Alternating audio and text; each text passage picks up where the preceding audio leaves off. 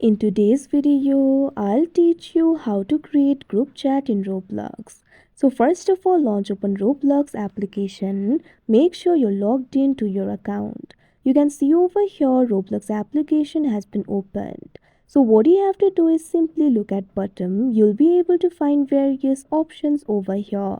Tap on this option party that you can see on the screen. Now once you do that, you can see over here you'll be led to the party interface. You'll be able to see the people that you've chatted with.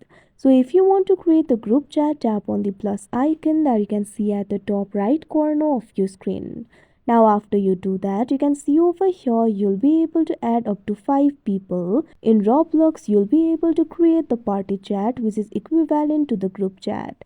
So you'll be able to see all of your connections over here. Simply tap on the connections that you would like to party with. Make sure to tap on more than one connections in order to create the group chat. Right now I do not have such connections, but after you do that, tap on the create option that you can see at the top right corner of your screen. Now once you do that, you can see over here you'll be able to start chatting in that particular party chat. So like this you'll be able to create the group chat. So that is how you create group chat on Roblox. I hope you found this video helpful. Thank you for watching.